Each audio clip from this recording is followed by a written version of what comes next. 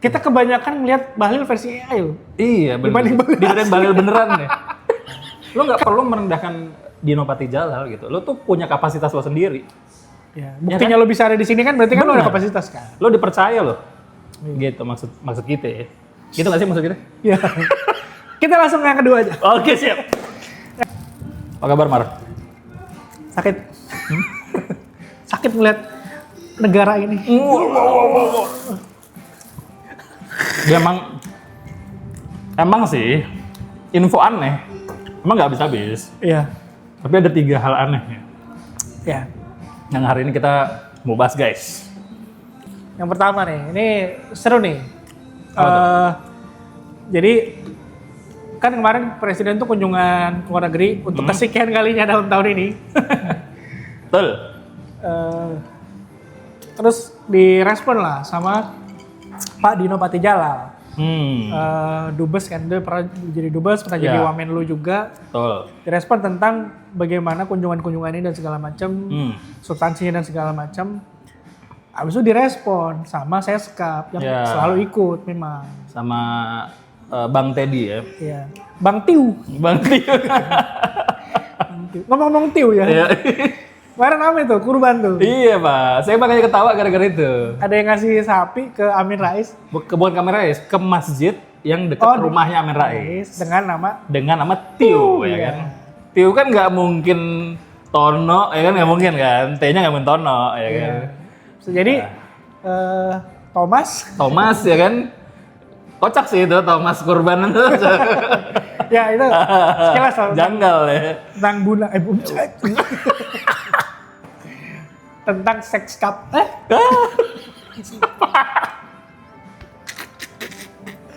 Ada ngasih kerjaan yang edit.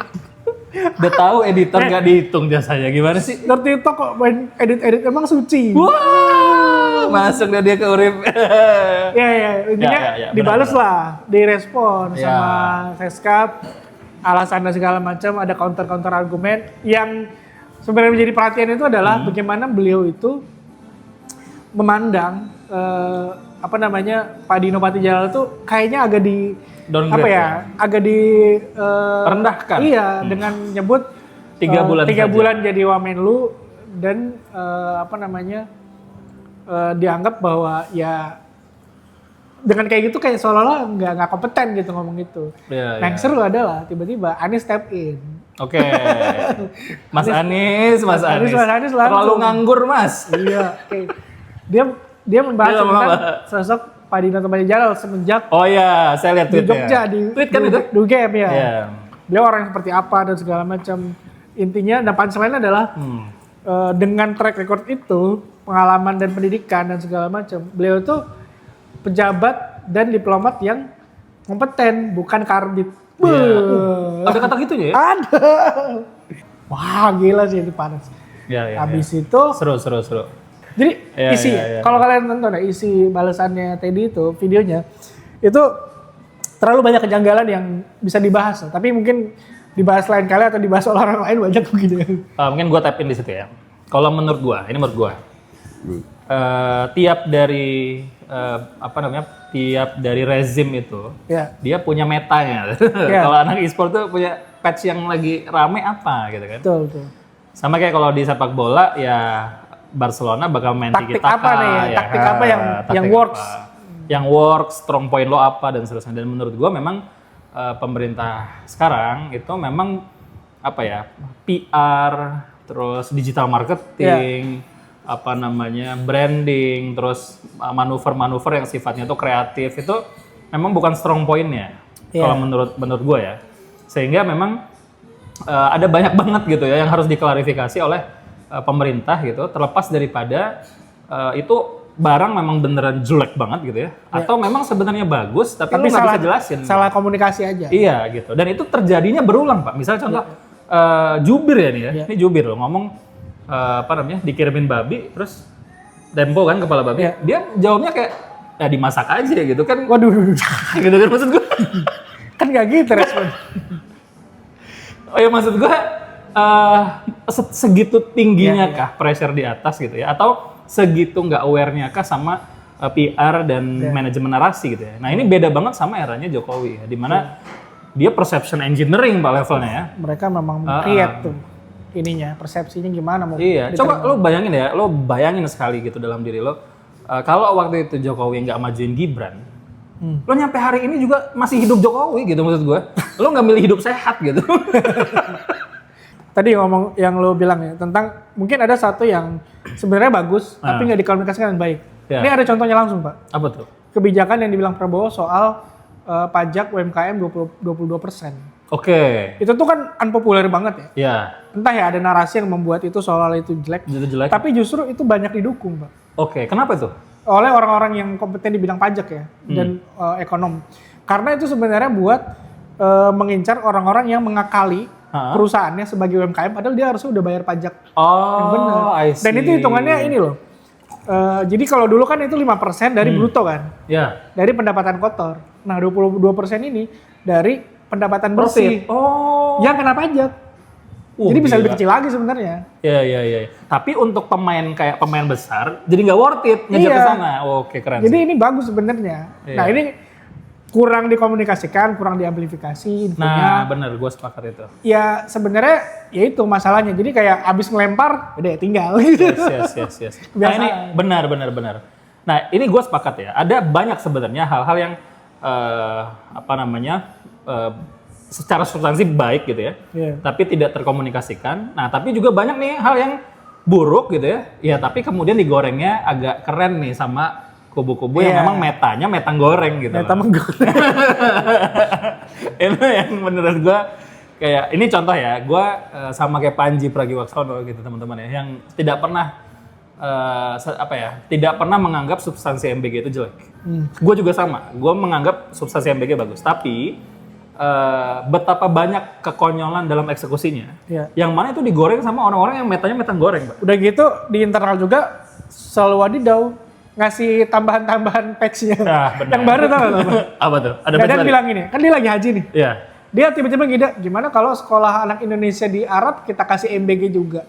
Dia kayaknya kalau kata Kementerian Keuangan, dia kayaknya tawafnya tuh bukan di Ka'bah tapi di Al-Baik. Tiba-tiba gitu anjir. Dadah. Kok haji masih mikirin MBG? Wow. Tidak hilang dalam pikiran. Orang yang kesal tuh jadi punya peluru terus gitu. Benar. Nah ini makanya Bang Teddy ya, gue manggilnya nggak Pak sih. Menurut gue ya Teddy itu layak dipanggil Bang ya, karena gue tuh merindukan ada tokoh muda yang sebenarnya bisa ngemong anak muda, ngerti gak sih? Ya kan, jadi sebenarnya Bang Teddy ini tahu gitu bahwa lo tuh bukan bagian dari generasi tua gitu. Iya. Dan lo nggak pantas bro untuk lo memilih diksi kayak begitu karena lo tuh bagian dari anak muda. Betul. Lo tuh nggak kayak ya walaupun cuma 3 nggak usah. Gitu maksud gue. Kita semua tahu lo punya kapasitas kan sebenarnya. Udah nggak usah inferior gitu, nggak usah sok. Gak usah biar lo merasa tinggi, lo nggak usah merendahkan orang. Iya, karena gini loh. Nah itu yang mau gue omongin persis. Maksud gue adalah definisi kesombongan itu adalah menolak kebenaran dan merendahkan orang lain. Iya. Lo nggak perlu merendahkan Dino Patijalal gitu. Lo tuh punya kapasitas lo sendiri. Iya. Buktinya lo bisa ada di sini kan berarti kan lo ada kapasitas kan. Lo dipercaya lo. Gitu maksud kita ya. Gitu nggak sih maksud kita? Iya. Kita langsung yang kedua aja. Oke siap. Yang kedua ada. Yang kedua apa? Kanda. Dinda. Aduh lucu banget. Kanda ini lagi rame kemarin gara-gara lagu ya. Lagu AI yang viral dan di recreate oleh banyak content creator ataupun orang-orang. Karena memang secara lagu bagus banget sih. Ear catchy. Gua harus bilang lagu itu bagus banget. Walaupun AI, tapi menurut gua AI itu bisa bikin lagu kayak gitu. Karena kan berarti yang ada prom yang menarik. Ada prom, ada referensi, ada lirik yang menarik sehingga jadinya dia vokalisnya gitu. Cewek. Iya. Nah itu makin gitu. Itu menarik tuh. Jadi lagu itu rame, viral. Memang sih ada beberapa teori ya. Yeah. Teori pertama bilang kalau itu kan yang pertama muncul itu akun konten kreator AI memang. Oh gitu. Yang pertama naikin lah. Yang pertama naikin. Nah dari sini nih. Pinter mappingnya. Nah itu tuh memang dia buat iseng terus rame viral. Nah teori kedua memang dari timnya Kanda yang men-setting naikinnya lewat dia. Iya itu pinter tuh. Gua jadi organik. Gitu jadi, nah apapun terasa itu organik ya. Berhasil. Sebagai komunikasi berhasil buat menaikkan nama Kanda, betul. Tapi ada tapinya. Tapi kemudian disambutnya oleh Jokowi, ngapain lo? Bikin lu tuh kayak diajak udah lah gitu. gue aneh banget itu kayak Ngapain sih? Gini, yang ada yang dalam pikiran gue ya, Pak Jokowi ya. Maksud gue gini, dulu ya, Bahlil itu pansos ke lu. Iya, Buat jadi jadi menteri. jadi menteri, bukan buat jadi menteri, Pak, buat jadi ketum Golkar. Atas izin lu, gue yakin. Betul ya. Itu Endorsement Pak Jokowi kuat sekali. Kenapa hari ini Anda yang justru pansos ke Bahlil? Maksud gue. Atau pengen nunjukin bahwa Bahlil itu orang gue. Gue juga mikir gitu sih.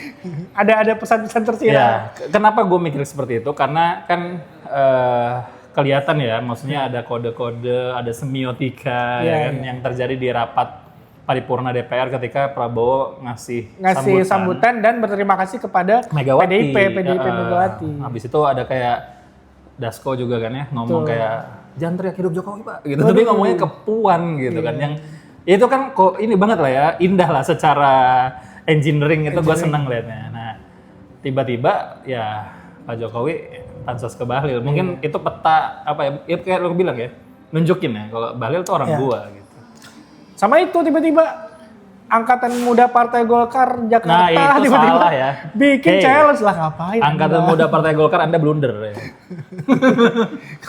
Bikin challenge, udah itu biarin organik bagus. Secara organik udah keren banget strateginya. Udah jalan nih, udah hidup nih. Orang udah asik, tiba-tiba lu nimbrung. Dan menurut gue secara pribadi ini terlalu keren ya, maksud gue. Mas Bahlil ganteng nih. Oh jadi Mas Bahlil ganteng keren? Keren, Mas Bahlil ganteng keren. AI itu kalau sesuai arahan Mas Gibran ya, AI itu berhasil membuat Bahlil jadi ganteng.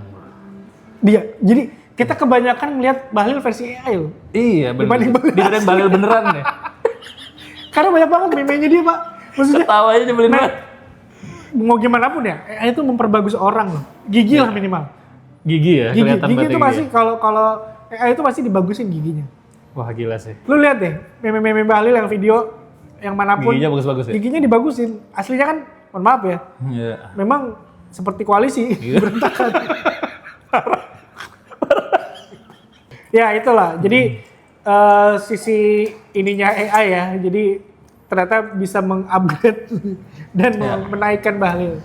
Gue senang banget sih ngeliat campaign itu, karena ada juga ya konten-konten kreator tertentu yang mengangkat bahwa jangan didukung gitu, yang kayak gini, jangan sering-sering nyanyiin, jangan gini, pokoknya menyerang campaign tersebut. Nah gue secara pribadi ngerasa itu nggak guna ya, karena campaign yang bagus itu harus dilawan dengan campaign yang lebih bagus. Betul. Percuma lo ngomongin wah jangan nih jadi alah. Udah sekarang pikirin aja apa campaign yang lebih bagus daripada itu. Dan biarkan rakyat melihat, menikmati ya lebih tepatnya. Ya. Nah kita tuh terlalu capek gitu. Iya udah capek ngapain bro, cukup dipelajarin aja, keren nih craftingnya. Terus lo pelajarin, lo akuisisi ilmunya, menurut gue itu udah cukup lah. Yang terakhir apa? Yang terakhir masih soal AI. Ini sangat fresh ya. Jadi kemarin itu waktu AI menguasai dunia. Hari kelahiran Pancasila 1 Juni. Oh, saya tahu juga ini. Ini kan biasa ya, lembaga negara, tokoh-tokoh biasanya itu bikin ucapan. Ada bikin ucapan tuh. Gambar atau video. Nah, biasanya memang gambar AI aman aja biasanya. Ya. Nah, tapi ini sensitif jadinya gara-gara yang di-generate itu lambang negara, Garuda Pancasila. Dan banyak netizen yang kritis. Dihitung lah satu-satu tuh. Jumlah sayapnya, jumlah ekornya, 8 nggak ekornya. Bulunya ini. Bulu ininya 45 nggak gitu. Yang bulu bawahnya 18 nggak gitu. Dan banyak yang salah. Namanya AI kan nggak teliti ya. Ini bagus aja secara visual. Ya. Bahkan ada yang ini Pak, lambang logo-logo Pancasila. Iya, logo-logo silanya tuh aneh-aneh gitu. Sila-silanya. Pohon beringinnya gimana? Pohon beringin, bantengnya, tiba-tiba bantengnya ada tindiknya gitu. Tiba-tiba bantengnya jadi Chicago Bulls gitu. Bukan pertanyaan yang pertama, sering banget lah. Oh ya, hal kayak gini kejadian. Pejabat, toko-toko tuh udah biasa lah bikin konten pakai brand-brand juga banyak lah yang pakai.